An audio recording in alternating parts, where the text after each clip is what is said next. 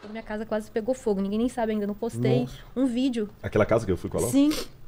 É uma história muito louca que aconteceu. E eu tenho as fotos aqui, porque nós moramos do lado de um pasto. Nós somos a última casa de um condomínio que fica cercado por fazenda. E na época da seca, aqui é muito, né, vários lugares queima, e o pasto queimou. Só que a nossa casa onde a gente mora é muito antiga e é só um alambrado que divide. Então ali, um alambrado, e o mato estava alto, seco, chegando até a beirada do alambrado. E a nossa cozinha fica no fundo, então tinham 2 botijões de gás cheio a 1 metro de distância do alambrado. Porque é o fundo da cozinha. É aquelas casas antigas que colocava no fundo da cozinha. E aí o fogo veio descendo, eram umas 9 horas da noite, nossos cachorros latiam muito, mas a gente, não deve ser nada. Quando nós vimos, já tinha aquele paredão vermelho, já chegando perto da casa.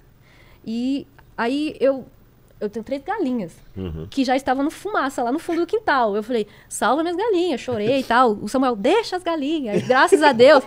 Graças a Deus. Deixa as galinhas lá. Aí eu comecei a chorar, as galinhas, não. Aí entraram as vizinhas, né? Porque todo mundo sabia que uma das casas mais perigosas de queimar ali no condomínio era nossa. Então os vizinhos vieram correndo. Cada um pegou uma galinha, eu peguei o papagaio, aí a gata sumiu. Mas enfim, a gente foi tirando as coisas dali. Aí eu também perguntei pra Deus, se todas as coisas cooperam para o bem, por que a minha casa quase pegou fogo? Só que depois que eu vi, aí eu falei assim, aí entrou uma vizinha e falou assim, e nessa hora caiu a ficha, pega o que é mais importante. Aí eu comecei a chorar, falei, o que é mais importante? Minha mãe acabou de falecer, eu trouxe tudo que é mais importante da nossa casa pra cá, o álbum de casamento, tudo. Toda a minha história tá dentro dessa casa. Eu nem pensei no que a gente tinha adquirido, até porque a gente casou na pandemia, eu fui assim, adquirindo as coisas, um enxoval tudo trocado, sem combinar. Eu não tava pensando nas coisas que eu tinha, eu tava pensando nas coisas que eram valorosas pra mim. O Samuel salvou o violino dele, e eu salvei o anel da amizade meu da minha mãe e a minha aliança que o Samuel deu no pedido de noivado. Eram as 2 coisas importantes, estava aqui no meu dedo, eu falei, tô pronta, eu vou sair, mas chorando, né? Porque não tinha tempo também. Até que, sentindo o coração, volta lá no fundo da sua casa e olha porque todo mundo gritando, sai daí, sai daí. E nisso, o bombeiro, aquele caminhão gigante, já estava na frente da minha casa, porque todo mundo que estava na rua via uma chama gigante que passava, você sabe que muro de condomínio é gigante, passava o muro. Eles olhavam assim, daqui de fora, da casa dessa moça e desse rapaz, esses jovenzinhos que moram nessa casa. Tá desse tamanho, lá dentro já pegou fogo. Porque lá dentro nem tem muro. E aí foi quando tudo passou e a gente ficou olhando de longe aquela chama gigante, porque a gente teve que sair da casa. E pensando, será que vai pegar fogo a minha casa? Será que eu vou perder tudo? Que dificuldade, a gente acabou de casar.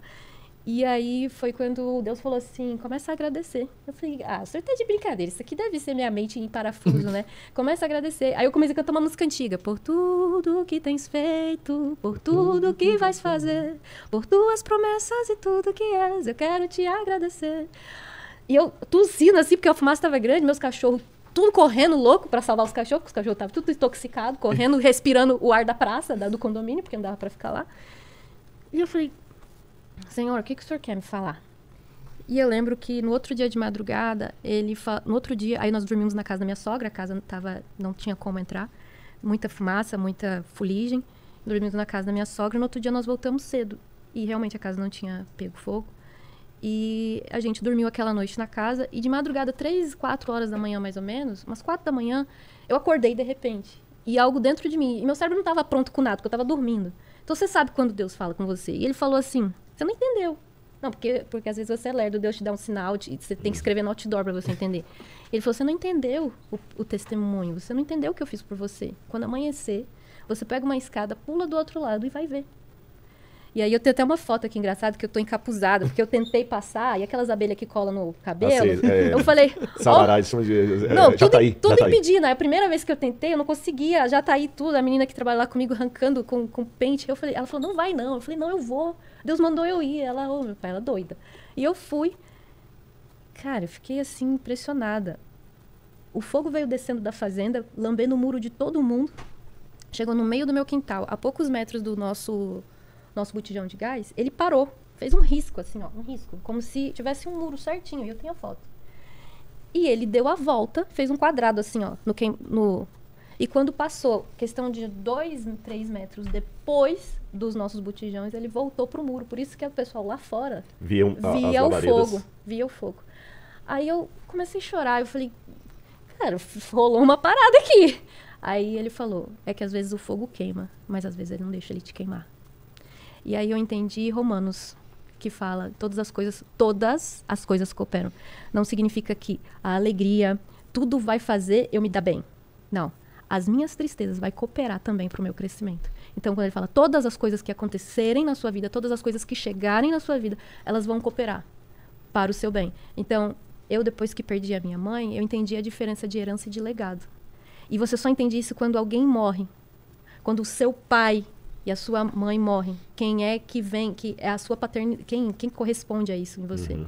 E eu acredito, e Deus me falou sobre muito a herança de Jesus, que ele precisava morrer para a gente ter uma herança.